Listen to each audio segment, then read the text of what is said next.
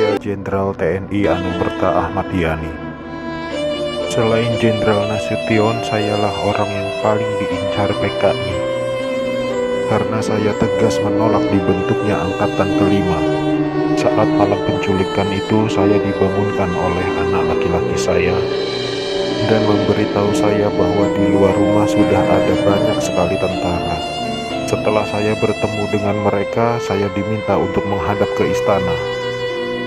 Dan ketika saya berbalik badan untuk mengganti pakaian, tak lama mereka langsung menembaki tubuh saya dari arah belakang.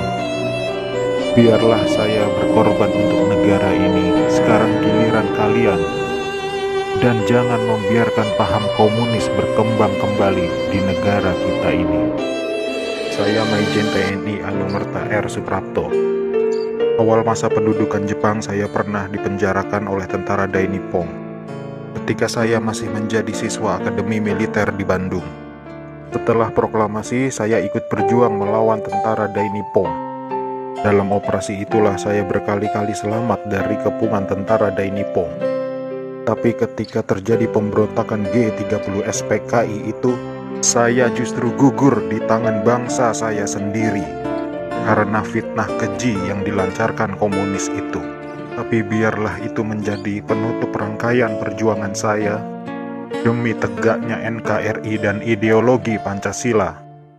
Lanjutkan perjuangan kami dan jangan beri kesempatan untuk komunis berkembang kembali di negara tercinta ini.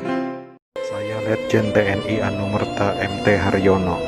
Malam itu pasukan Cakrabirawa datang ke rumah saya dan meminta saya agar segera menghadap Presiden Soekarno di istana. Tapi karena kecurigaan istri saya begitu pula dengan saya, lalu istri saya mengatakan pada pasukan agar kembali pada pukul 8. Tapi permintaan istri saya itu ditolak oleh para pasukan pemberontak. Maka dengan segera saya mematikan lampu kamar dan menyuruh istri saya pindah ke kamar sebelah, dan saya menunggu penyerang pertama masuk ke kamar saya.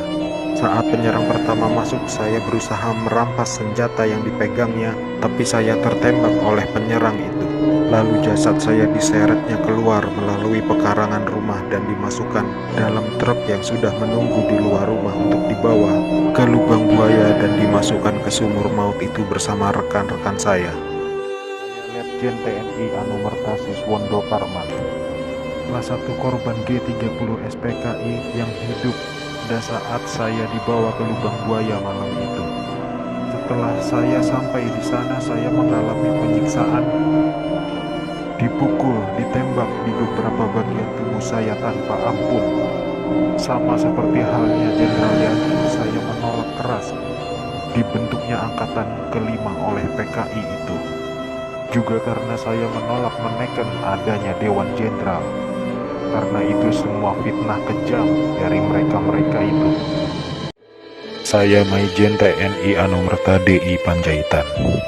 Saya menjadi target operasi G30 SPKI karena keberhasilan saya dalam menggagalkan penyelundupan senjata dari RRC untuk PKI guna mempersenjatai buruh dan tani. Pada malam penculikan itu, saya gugur ketika saya sedang memanjatkan doa. Pasukan laknat itu menembaki tubuh saya beberapa kali, dan tubuh saya dibawanya ke lubang buaya untuk dimasukkan ke sumur maut itu. Tapi saya rela berkorban untuk negara dan membela ideologi Pancasila. Salam cinta saya untuk negara tercinta ini, dan untuk anak istriku serta keturunanku, semoga Tuhan selalu memberkati. Saya Maijen TNI Anumerta Sutoyo Siswomi Harjo. Saya salah satu korban G30 SPKI dalam keadaan hidup saat saya dibawa ke daerah lubang buaya. Di sanalah saya mengalami penyiksaan hebat, dipukul, dipopor, dan setelah itu mereka menembaki bagian tubuh saya. Setelah itu mereka membuang jasad saya ke lubang sumur itu. Mereka itu memaksakan kehendak mereka dengan memfitnah kami dengan adanya Dewan Jenderal yang akan memberontak kepada pemerintah. Kami ini prajurit TNI sudah disumpah untuk setia kepada negara, maka tak perlu diragukan lagi kesetiaan kami kepada pemerintah dan NKRI. Komunis-komunis itulah pemberontak yang sebenarnya.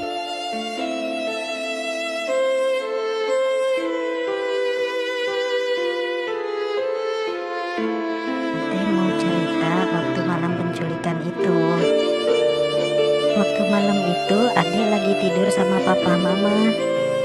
Terus tiba-tiba mama nutup pintu kamar karena ada tentara yang mau masuk.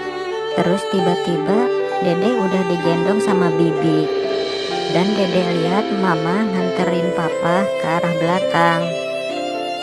Saat itu juga Ade ngedengar suara tembakan kenceng banget. Dan ternyata Ade kena tembakan dari senjata tentara itu. Ade waktu itu sempat bilang, Ade salah apa, Pak? Setelah kejadian itu, Ade sempat dirawat 5 hari di rumah sakit. Rumah Ade diambil sama tentara-tentara yang datang ke rumah papa itu. Ade cuma berharap kejadian itu tidak terulang lagi. Saya Kapten Anumerta Andris Dendean. Saat operasi Dwi Kora, saya mendapat tugas sebagai intel. Setelah operasi itu selesai, saya dipanggil untuk bertugas sebagai ajudan Jenderal Nasution. Saat terjadi pemberontakan G30 SPKI itu, dan saat pasukan penculik mengepung kamar saya, dan mereka bertanya pada saya, di mana Nasution? Dan saya menjawab, saya ajudan Nasution. Saya tetap dibawa ke lubang buaya karena yang terdengar oleh mereka, saya menjawab, saya Nasution, maka dari itu saya dibawa. Tapi saya ikhlas karena saya memang rela berkorban untuk negara.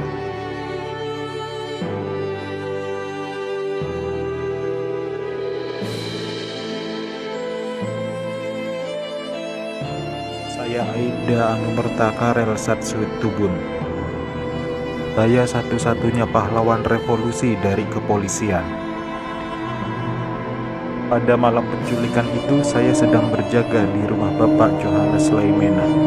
Pasukan penculik itu mengira bahwa rumah Bapak Johannes Laimena adalah rumah Bapak Jenderal Nasution. Dan saat itu saya sedang bertugas jaga di rumah Bapak Johannes Laimena. Dengan brutalnya para pasukan itu langsung merangsek masuk ke rumah Bapak Johannes. Saya yang mendengar keributan itu segera mengambil senjata saya, dan pasukan penculik itu tanpa ampun langsung menembaki tubuh saya. Harapan saya agar generasi penerus bangsa tetap memegang teguh ideologi Pancasila demi NKRI. Saya agen polisi Sukitman. Sayalah penemu lokasi sumur maut lubang buaya sekaligus memberi petunjuk kepada pasukan gabungan TNI saat mencari jenazah pahlawan revolusi itu. Karena pada saat malam penculikan itu saya juga dibawa ke lubang buaya oleh gerombolan pasukan penculik dan sempat ditahan di sana. Tapi saya dibiarkan hidup oleh pasukan pemberontak karena mungkin melihat pangkat saya yang masih rendah dan bukan ancaman untuk mereka.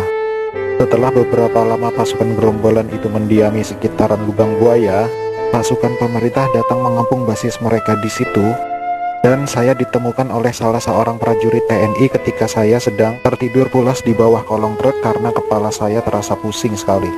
Akhirnya saya dibawa oleh pasukan TNI dan menjalani beberapa interogasi dengan pihak TNI. Berkat kerjasama yang baik antara pihak TNI dan saya, akhirnya lokasi sumur maut itu ditemukan atas petunjuk dari saya.